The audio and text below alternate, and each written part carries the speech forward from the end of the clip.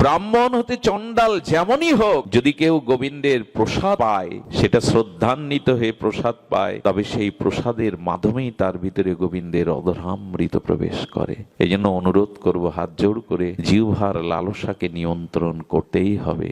এর দেখুন দেখুন জিহ্বার অস্তিত্ব, কারণ পৃথিবীর সব ইন্দ্রিয়গুলো শীতল হয়। কি হয়? দুটো জিনিস, যত বয়স বাড়ে তত তার যৌবন ফিরে আসে। একটা হলো জিহ্বার, আর একটা হলো মনের। এরা দুজন কখনো বৃদ্ধ, জড় জড়, চোখ কান নাক মুখ শরীর সব জড় জড় হয়ে যাবে, শক্তি হারিয়ে ফেলবে। এই দুটো শক্তি বেড়ে যাবে। কিছু মনে করবেন না, বৃদ্ধ হলেই আরো জিহ্বার লালসা বেশি বাড়ে। অপরাধ নিলেন কি বয়স্করা? না, অপরাধ নিয়েন না, কারণ জিহ্বার যৌবনত্ব কমে না। আর মৃত্যুর সময় শরীর ইন্দ্রিয় অবশ হলেও মন থাকে যৌবনাবতী। মন কখনো বৃদ্ধ হয় না। তো মনে থাকে কাম, আর ইন্দ্রিয় রূপ জিহ্বা আমাদেরকে বিপদগামী করে। তাই অনুরোধ করব, একটু প্রসাদ পান, আর একটু মনটাকে, কামটাকে জয় করবার জন্য নামটাকে, যেথান রাম সেটা নাই কাম। যেখানে নাম আছে এখানে কাম থাকতে পারে না। দুটোর একটা। সূর্যে কখনো অন্ধকার আসবে না। যেখানে রাম আছে সেখানে কাম নাই, আর যেখানে কাম আছে সেখানে রামের দেখা নাই। অনুরোধ করব, এই দুটো জিনিস নিয়ন্ত্রণের মাধ্যমেই নাম ফলবিত হবে, গোবিন্দের অধরামৃত পাবে। তো সময় অনেক চলে গেছে, আসুন আমরা গোবিন্দের জন্য একটুখানি তার সাথে যুক্ত কিন্তু আমরা আছি। মাঝখানে যে সেটটা পড়েছে, আসুন আমরা সেই সেটটাকে ঘুচিয়ে গোবিন্দকে নিজের করি, গোবিন্দকে আমার করি। কেন করবেন না? কেন করবেন না? গোবিন্দ আমাদেরই। সেই আমাদেরই গোবিন্দের জন্য একটু প্রাণ ব্যাকুল হওয়া দরকার। পুত্রের জন্য, কন্যার জন্য, স্ত্রী পুত্রের জন্য যে ভালোবাসাটা দিয়েছেন। আচ্ছা, এই মালাটা যে মাতাজি করে এনেছেন, একটা ফুলে কি মালা হয় কখনো? আচ্ছা, এক গাছের ফুলেও কি এটা হয়েছে? এক গাছের ফুলে এটা হয়নি। অনেকগুলো ফুল গাছ থেকে চয়ন করে একটা সুতাতে গ্রথিত করেই মালা হয়েছে। গোবিন্দ কি বলছেন জানেন? সর্বশেষে এটি বলেই পাঠ বিশ্রাম। গোবিন্দ বললেন কি, যে ভালোবাসাটা আমাকে না দিয়ে স্ত্রীকে, পুত্রকে, দেহকে, ধনসম্পদকে, মান সম্মানকে দিয়েছ, ওই যে সুতা গেঁথেছ মোহ মায়ার মালাতে, ভালোবাসার মালা গেঁথেছ, ওর মধ্যে একটা ফুল আমি হতে পারি না? ওদের মতো ভালোবাসা আমায় একটু দিতে পারো না? ওইটুকুই দাও। আমি বেশি দাবি করছি না, অন্তত ওইটুকু ভালোবাসা তুমি আমাকে দাও। অনেকগুলো গাছ থেকে যেমন ফুল দিয়ে মালা করেছো, তুমি যাদের ভালোবেসেছো ওই ভালোবাসার একটুখানি আমায় দাও। এটুকু তাকে দিতে পারি না। এটুকু যদি না দেই, বড় ভুল হয়ে যাবে। ভুল তো হয়েই গেছে জীবনে। তাকে ভালো না বেসে যাদের ভালোবেসেছি তারা ভালোবাসার মূল্যায়ন করেনি। একটা জিনিস জানুন, যাকে যত বেশি ভালোবাসবেন পৃথিবীতে সব থেকে বেশি আঘাতটা তার কাছ থেকেই আসবে। এটা নিয়ম। এই জগতে যাকে যত বেশি ভালোবাসবেন আঘাতটা তার কাছ থেকেই বেশি আসবে। এটা নিয়ম।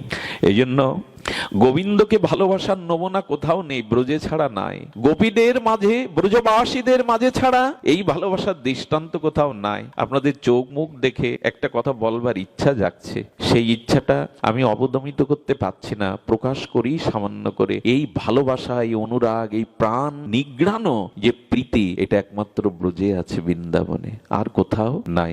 এই জন্য একটু ব্রজে, একটু গোপীদের কাছে চলে যেতে হবে। চলে যেতে হবে সেদিনের কথায়। কথাটা বলতে গেলে বড় দুর্বল হয়ে যায়। ডাক্তার বলেন তোমার চোখে লেন্স পরাতে হবে, জল ঝরিও না আর, কিন্তু চোখ তো বাধা মানে না। ভগবানকে ভালোবাসিনি বিধাই তো আজ অভিশাপ বয়ে বেড়াচ্ছি। যাদের ভালোবেসেছি তারা ভালোবাসার মূল্যায়ন কেউ করেনি। আসুন গোপীদের ভালোবাসার এক কিঞ্চিত আমরা একটু আস্বাদন করি সামান্য। যেদিন অক্কুরুর এসেছিল না গোবিন্দকে নিতে, অক্কুরুর যেদিন রথ নিয়ে এলো, ওই দিন সকালের সূর্য ওঠেনি, চারিদিকে পূর্ব দিগন্তটা একটু ফর্সা হয়েছে। সেদিন ব্রজবাসীদের কি দশা জানেন? গোবিন্দ অক্কুরের রথে উঠে ব্রজ থেকে বিদায় নেবে। এই জন্য সেদিন ভোরবেলা গাভীগুলো কৃষ্ণের দিকে চেয়েছে, তাদের চোখ দিয়ে দর দর করে প্রেমাশ্রু পড়ছে। প্রাণনাথ, আমাদেরকে তো কেউ ভালোবাসেনি। আমরা পায়ে পাদুকা পরি না বলে, তুমি নন্দ রাজার রাজ পরিবারে এলেও আমরা গাভীগণ পায়ে পাদুকা দেই না বলে তুমিও কোনোদিন বৃন্দাবনে পাদুকা পরনি। তোমার বংশের ধ্বনিতে গোষ্ঠে আমাদের নিয়ে গেছো। গাভীগুলো কাঁদছে আর বলছে, কৃষ্ণ বলতে পারো কাল থেকে বংশীর ধ্বনিতে কে আমাদের ব্রজে নিয়ে যাবে? তুমি তো বিদায় নিচ্ছ, কে নিয়ে যাবে বলতে পারো? আপনারা জানেন রাধারানী এবং কৃষ্ণের পক্ষ নিয়ে সুখসারী তারা তাদের ঝগড়া বলবো না, কীর্তনই করতো। সুখসারী গোবিন্দের দিকে চেয়ে নীরব হয়ে গেছে। কে যেন বলছেন, সুখ আর গাইবে না, রাধা মাধবের দ্বন্দ্ব আর করবে না। বলে যার জন্য গান গাওয়া সে যদি ব্রজ থেকে চড়ে যায়, কার জন্য গাইবো বলতে পারো? শ্যামকে নিয়েই তো আমাদের গীত। শ্যাম যদি না থাকে কার জন্য গাইবো? শোক সারি নীরবে অশ্রু ফেলছে গাছের শাখা পড়ে, মাঝে মাঝে তাকিয়ে দেখছে ফুলগুলো প্রভাতে ফুটছে না, গোবিন্দ চলে যাবে, প্রাণনাদ ব্রজনাদ ব্রজ থেকে বিদায় নেবে, তাই ফুলদলে ফুলগুলোও যেন প্রকাশ হতে বাধা হয়ে দাঁড়িয়েছে, ফুলগুলো শোকে কাতর হয়েছে, তুমি চলে যাবে। এই যদি ওদের দশা হয়, নন্দ বাবার কি হচ্ছে, যশোদা মায়ের কি হচ্ছে? যশোদা মা মূর্ছিত হয়ে মেঝেতেই পড়ে আছে, কৃষ্ণ চলে যাবে। একথা বলার আগে প্রাণটাই যেন যশোদার হৃদয় থেকে বেরিয়ে যাচ্ছে। যশোদার কিন্তু নন্দ বাবা তো কর্তব্য করবেন। এই যদি এদের দশা হয়, গোপীদের কি দশা হয়েছে জানেন? রাধারানীকে ঘিরে ললিতা বিশাখা সখীগণ বসেছে। রায় রায় ঠাকুরানী শুনেছিস? আচ্ছা রাধে, তুই বলতো, যেদিন অক্কুরুর মহারাজ আমাদের প্রাণনাথকে রথে করে নিয়ে যাবে, সেই রথের চাকাই তো ব্রজভূমি দ্বিখণ্ডিত হয়ে যাবে, ফিরে যাবে। আচ্ছা, যে রথে কৃষ্ণ বিদায় নিচ্ছেন, সেই রথের চাকায় যদি ব্রজভূমি ব্রজ মাটি দ্বিখণ্ডিত হয়ে যায়, রাধে আমার বুক কেন ফেটে যাচ্ছে না কৃষ্ণ চলে যাবে বলে? আমি কি মাটির থেকেও কঠিন হয়ে গেছি? ললিতা বলছে। বিপক্ষা চন্দ্রা বলি মালা গাচ্ছিল কৃষ্ণের জন্য। পদ্মা গিয়ে বলছেন, কার জন্য মালা গাচ্ছিস চন্দ্রা? কার জন্য মালা গাচ্ছিস? যার জন্য গাথা মালা, সে তো আজ অক্কুরের রথে চড়ে বৃন্দাবন ছেড়ে চলে যাবে। মালাটা খসে পড়লো। যার জন্য মালা, সে যদি চলে যায়, কার জন্য মালা গাথা? কিভাবে অনুরাগে ভালোবাসলে এই অনুভূতিগুলো জাগে? গোপীগণ এক জায়গায় বলছেন, না আমরা কৃষ্ণকে যেতে দেব না। ললিতা বিশাখা সমস্ত শোকে বৃন্দ ব্রজ সুন্দরী ততিগণ একত্রিত হয়ে বলছে, রাধা তুই নীরব কেন? রাধা তুই নীরব কেন? তুই বল। আমাদেরই তো সর্বস্ব দেহ মন তাকে দিয়েছি, তবে আজকে কেন তার যাওয়ার পথে বাধা হয়ে দাঁড়াবো না? চল সকলে মিলে তাকে যেতে দেব না। আর এক গোপীগণ তখন বলছেন, তা হয় না, আমরা কুলবধূ, আমরা কারো ঘরের বধূ। আমাদের শ্বশুর কুল গুরুজনরা কৃষ্ণ বিদায়ের জন্য ওইখানে গিয়ে দাঁড়িয়েছে, তার সামনে যদি আমরা কুল ধর্ম ত্যাগ করে, লাজ ধর্ম ত্যাগ করে, দেহ ধর্ম ত্যাগ করে, বেদ ধর্ম ত্যাগ করে কৃষ্ণের চরণ জড়িয়ে ধরে বলি যেতে দেব না চোখের জলে, এটা আমাদের সংসার ধর্ম, গৃহ ধর্ম, কুল ধর্ম নাশ হবে। আর এক গোপী তখন কেঁদে বলছেন, কুল নিয়ে কি করবি, মর্যাদা নিয়ে কি করবি? সব যখন অন্তরে অন্তরে তাকে দিয়েছে, আজ আর বাইরে ঢেকে কি করবি? সব তাকে দিয়ে আসি, চল। কুলমানশীল দিয়ে কৃষ্ণ পাওয়া যাবে না, এগুলো ত্যাগ করেই চল। লজ্জা, ঘৃণা, কুল ধর্ম, দেহ ধর্ম, খুব সোজা কি এগুলো ত্যাগ করা? কে কি ভাববে, কে কি বলল, এই কুল ধর্ম সব ত্যাগ করে চল, কৃষ্ণের চরণ জড়িয়ে ধরে চোখের জলে পথ পিচ্ছল করি, যাতে রথ যেতে পারে না। বললেন, ঠিকই বলেছি, লজ্জা নিয়ে কি হবে? যেদিন রাস রজনীতে ব্রজ সুন্দরীগণ এসেছিল বংশী বটে না, কৃষ্ণ তাদের ধর্ম উপদেশ দিয়েছিল, তোমরা কুলবধূ, পরের ঘরের নারী, তোমাদের কুল ধর্ম আছে, স্বামীকে পরিত্যাগ করে এই গভীর নিশীথে কেন এসেছো পর পুরুষের কাছে? ফিরে যাও, ফিরে যাও তোমরা। ললিতা সখী যে কথা বলেছিল, বড় মার্মিক কথা বলেছিল, তুমি অন্তত পথ চিনিও না। শোনো শোনো কৃষ্ণ, যারা পথ চেনে না, তুমি তাদের পথ চেনাও। আমরা জীবনে পথ চিনেছি যে কোথায় আমাদের যেতে হবে। আমরা চিনেছি একমাত্র পথ তোমার চরণে আসা, আর তো কোনো পথ খোলা নেই। তোমার চরণের আশাটাই জীবের একমাত্র পথ। আমরা পথ চিনেছি, যারা পথ চেনেনি তুমি তাদের বলো পথ চেনানোর কথা। কি মার্মিক কথা! কৃষ্ণ কত পরীক্ষা নিচ্ছেন। তোমাদের গৃহ ধর্ম আছে না, পতি আছে না, তোমাদের দেহ ধর্ম আছে না, বেদ ধর্ম আছে না? বললেন, তুমিই তো বলেছো প্রাণনাথ, তুমিই তো বলেছো সর্বধর্মান পরিত্যাজ্য মামেকং শরণং ব্রজ। সবকিছু পরিত্যাগ করে এক আমার চরণ শরণ নাও। তুমি দ্বিতীয় কথা কেন বলছো? তুমিই তো বলেছো সব ছেড়ে তোমার। আর তাতে যদি পাপ হয়, শোনো, তুমিই তো বলেছো অহং তং সর্ব পাপেভ্য মোক্ষায় মাশ্চ। সমস্ত পাপ তুমি দূর করে দেবে যদি সব ছেড়ে তোমার চরণ আশ্রয় করা যায়। গোপীগণ কি করেছে জানেন? গোপীগণ সব কুল ধর্ম, লাজ ধর্ম পরিত্যাগ করে তারা উন্মাদিনীর ন্যায় ছুটতে ছুটতে রথের সামনে দেহটা লুটিয়ে পড়েছে। অক্রুর, যদি গোবিন্দকে নিয়ে ব্রজ থেকে যেতে হয়, এই বুকের উপর দিয়ে রথের চাকাগুলো নিয়ে যাও। কারণ যাকে নিয়ে যাচ্ছ সে আমাদের দেহ না, সে আমাদের প্রাণ। দেহে থেকে যদি প্রাণ চলে যায়, দেহ তো বাঁচবে না।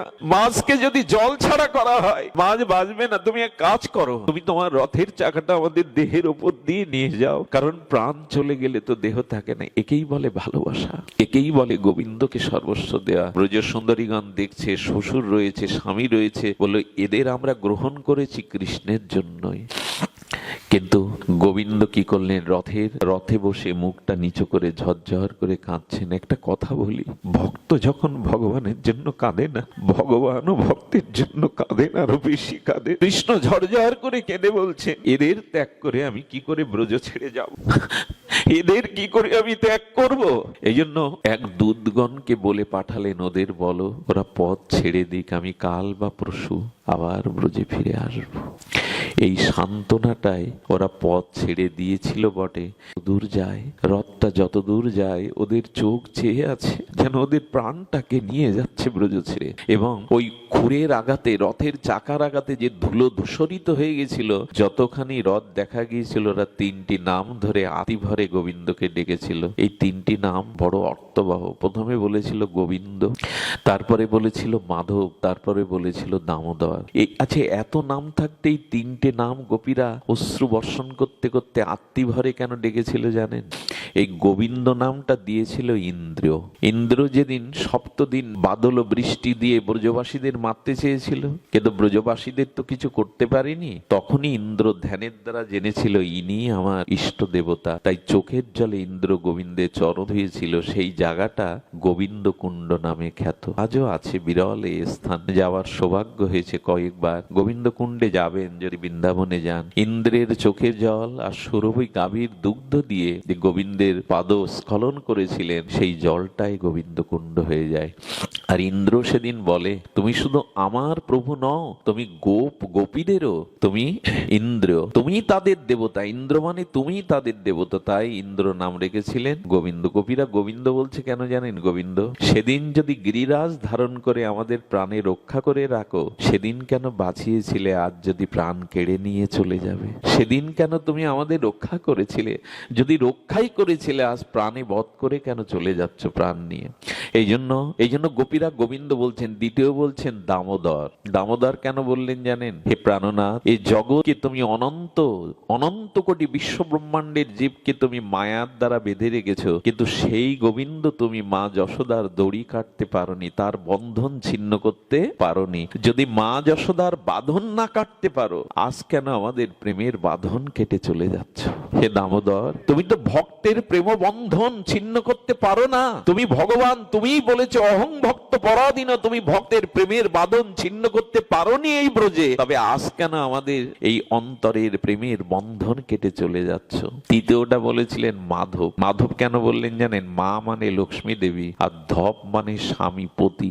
আমরা জানি লক্ষ্মী দেবীকে তুমি কখনো ত্যাগ করনি, তুমিও তো আমাদের পতি, সর্বস্ব তো তোমায় দিয়েছি, দেহ মন প্রাণ, তুমি কেন ত্যাগ করে চলে যাচ্ছ? লক্ষ্মী দেবীকে তো নারায়ণ চরণ ছাড়া করে না। এই আত্মীটে গোপীগণ ডাকতে ডাকতে ওখানে মূর্ছিত হয়ে পড়লো। যখন রাধারানী সহ সবাই মূর্ছিত হয়ে পড়লো, চন্দ্রাবলী এসে কি বলেছিল জানেন? চন্দ্রাবলী বলল, গো কৃষ্ণের দিকে আর তাকিয়ে কেঁদো না, কৃষ্ণকে ফেরাবার চেষ্টা করো না, কৃষ্ণ আপনি একদিন ব্রজে আসবে, যদি বাঁচাতে হয় তবে রাধারানীকে বাঁচাও।